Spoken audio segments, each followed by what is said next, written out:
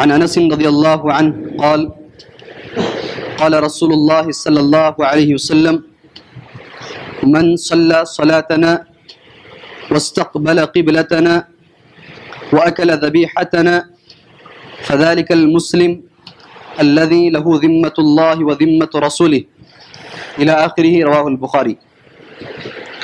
حضرت انس رضی اللہ تعالیٰ عنہ سے مروی ہے، انہوں نے کہا نبی کریم صلی اللہ علیہ وسلم نے فرمایا جو آدمی ہماری نماز پڑھے اور ہماری قبلے کی طرف توجہ کرے اور ہمارے ذبیحے کو کھائے تو وہ مسلم ہے جس کے لیے اللہ کا ذمہ ہے اور اس کے رسول کا ذمہ ہے۔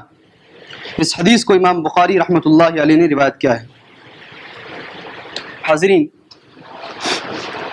کل ہی میں نے آپ کے سامنے قبلے کے بارے میں کچھ آیتیں اور ایک حدیث آپ کے سامنے میں نے پڑھی، اور قبلے کے بارے میں کچھ باتیں میں آپ کو بتانا چاہتا تھا لیکن موقع نہیں ملا۔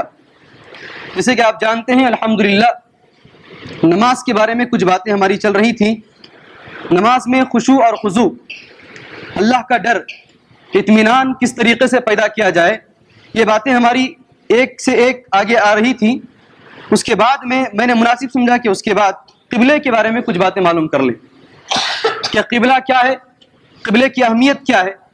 آج پہلی رکعت میں نے آپ کے سامنے ایک آیت پڑھی ہے، وَلِلَّهِ الْمَشْرِقُ وَالْمَغْرِبُ فَأَيْنَمَا تُوَلُّوا فَثَمَّ وَجْهُ اللَّهِ۔ مشرق بھی اللہ کا ہے، مغرب بھی اللہ کا ہے، جدھر بھی رخ کرو اللہ کو پاؤ گے۔ وَلِلَّهِ الْمَشْرِقُ وَالْمَغْرِبُ فَأَيْنَمَا تُوَلُّوا فَثَمَّ وَجْهُ اللَّهِ، جدھر بھی تم اپنا رخ کرو گے اللہ تبارک و تعالیٰ کو وہاں پاؤ گے۔ یہ قبلہ ہے، اسی کو قبلہ کہا۔ قبلے کی اہمیت کیا ہے؟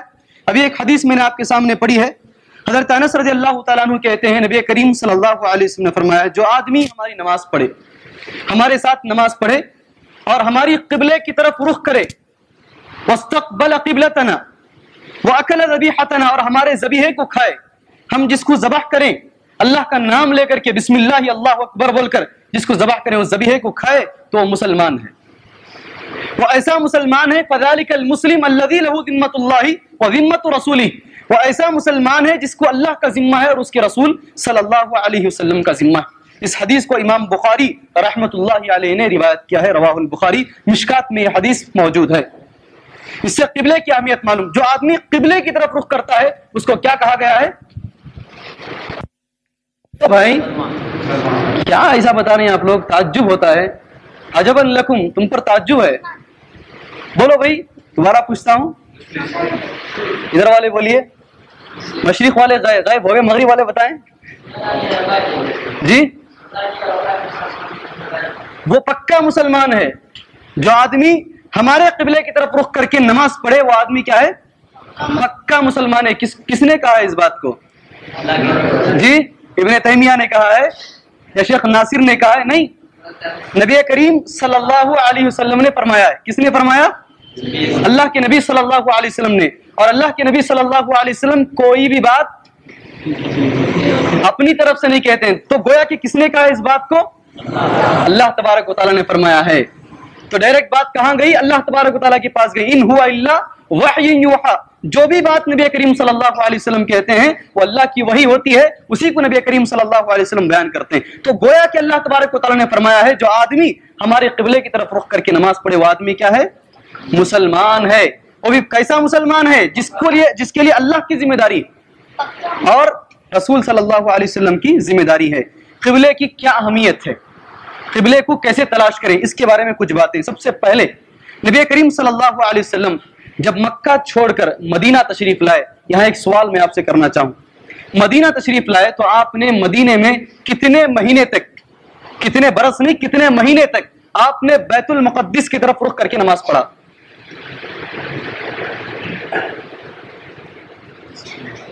نبی کریم صلی اللہ علیہ وسلم ایک مرتبہ اور سن لیں، اسی کو درس بولتے ہیں بھائی، میں کہتا چلا جاؤں آپ سنتے چلے جائیں، اس میں ٹھیک نہیں ہے۔ ہتھیلی دونوں طرف سے بجے تبھی تھالی ہوگی، ہے نہیں؟ تو بتائیے اللہ کے نبی صلی اللہ علیہ وسلم نے جب ہجرت کیا، مکے کو چھوڑ کر جب مدینہ آئے تو کتنے مہینوں کے بعد بیت المقدس کو ہٹا کر کے کعبۃ اللہ کو قبلہ بنایا گیا؟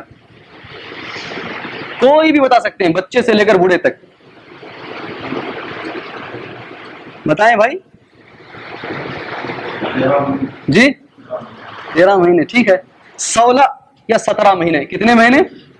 16 یا 17 مہینے جوناگڑی صاحب نے اپنی کتاب میں لکھا ہے، ذرا دیکھ لیں، کبھی کبھی اس کی طرف بھی نظر کریں. کتنے مہینے بھائی اب بتائیے؟ 16 یا 17 مہینے. اللہ کے نبی صلی اللہ علیہ وسلم، ذرا غور سے سنیں اس کو، قبلے کی اہمیت کو جانیں. اللہ کے نبی صلی اللہ علیہ وسلم ہجرت کرنے کے بعد 16 یا 17 مہینے کے بعد تک نبی کریم صلی اللہ علیہ وسلم بیت المقدس جو ادھر ہے اس کی طرف رخ کر کے اللہ کے نبی صلی اللہ علیہ وسلم نمازیں پڑھ رہے تھے. عصر کی نماز کا وقت تھا. کون سی نماز کا؟ عصر کی نماز کا وقت تھا. اللہ کے نبی صلی اللہ علیہ وسلم نماز پڑھا رہے تھے. نماز کے دوران یہ آیتیں نازل ہوئی، قد نرى تقلب وجهك في السماء فلنولينك قبلة ترضاها. ہم تجھے دیکھ رہے ہیں اے نبی، اے محمد صلی اللہ علیہ وسلم، تو بار بار یہ خواہش کرتا ہے کہ کعبۃ اللہ کو قبلہ بنا دیا جائے بیت المقدس کی بجائے. تقلب وجهك، تمہاری نظر کا پھیرنا بار بار ہم دیکھ رہے ہیں کعبۃ اللہ کی طرف، اس لیے ہم آج سے بیت المقدس کو ہٹا کر کے اس کعبے کو ہم تمہارے لیے کیا بناتے ہیں؟ قبلہ بناتے ہیں. تو اللہ کے نبی صلی اللہ علیہ وسلم نے حالت نماز ہی میں اپنے رخ کو بدل لیا. آج بھی وہ مسجد موجود ہے، اس مسجد کو کیا کہتے ہیں؟ مسجد قبلتین کہتے ہیں. کیا بولتے ہیں؟ مسجد قبلتین کہتے ہیں. تو اس سے کیا بات معلوم ہوئی؟ قبلے کی اہمیت معلوم ہوئی. ہم کہیں بھی رہیں قبلے کو تلاش کرنے کی کوشش کریں. قبلے کا احترام، یہ تو قبلے کی اہمیت ہوئی، اور قبلے کی تاریخ. قبلے کا احترام، قبلے کا احترام کیسے کریں؟ بہت سارے لوگوں میں یہ باتیں مشہور ہیں کہ قبلے کی طرف پیر نہ کریں. قبلے کی طرف کیا نہ کریں؟ پیر نہ کریں. اور قبلے کی طرف نہ سوئیں، ادھر رخ کر کے نہ سوئیں. اور بہت ساری باتیں ہیں، قبلے کی طرف فلاں فلاں فلاں کام نہ کریں. ہر چیز اللہ کے نبی صلی اللہ علیہ وسلم نے جو بتایا ہے اس کے مطابق عمل کریں گے. اللہ کے نبی صلی اللہ علیہ وسلم نے کہا ہے بیت الخلاء قبلے کی طرف مت کرو.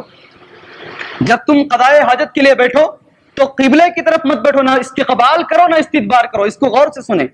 نہ چہرہ کرو قبلے کی طرف اور نہ ہی قبلے کی طرف پیٹ کرو. یہی نبی کریم صلی اللہ علیہ وسلم کا حکم ہے، صرف اور صرف بیت الخلاء کے وقت میں. باقی دیگر اوقات میں اللہ کے نبی صلی اللہ علیہ وسلم نے کچھ بھی نہیں فرمایا ہے. آپ قبلے کی طرف پیر بھی کر سکتے ہیں، قبلے کی طرف چہرہ بھی کر سکتے ہیں، قبلے کی طرف ہاتھ بھی کر سکتے ہیں. ہاں، وہ حضرات جو قبلے کی طرف پیر کرنے سے روکتے ہیں ان کو جان لینا چاہیے اسلام کے اندر پیر سے لے کر کے سر تک ساری چیزیں برابر ہیں.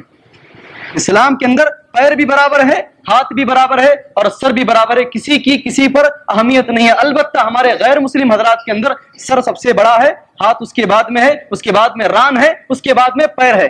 اسی کے مطابق وہ درجات دیتے ہیں. برہمن کو یہاں سے پیدا کیا گیا ہے، اس کے بعد میں چھتری کو یہاں سے پیدا کیا گیا ہے، اس کے بعد میں کوئی اور ہے، آخر میں شودر ہے، شودر کو پیروں سے پیدا کیا گیا ہے. یہ ان کا عقیدہ ہے، ہمارا عقیدہ ایسا نہیں ہے. تو ہم قبلے کی طرف پیر بھی کر سکتے ہیں، اس لیے کہ پیر اسلام کے اندر بری چیز نہیں ہے. چلیے نماز کے لیے قبلے کی کیا اہمیت، یہاں تک تو بات معلوم ہے. قبلے کی اہمیت، قبلے کی تاریخ، قبلے کا احترام کس طریقے سے کریں. نماز کے لیے قبلے کی کیا اہمیت. اللہ کے نبی صلی اللہ علیہ وسلم کے بارے میں آتا ہے جب آپ حالت سفر میں ہوتے، ہمارے ساتھ بھی ہوتا ہے، حالت سفر میں ہوتے تو جب نفل نماز آپ ادا کرتے، نفل نماز، تو آپ جو ہے سواری پر جدھر رخ ہوتا سواری کا ادا کر لیتے نفل نماز کی حد تک.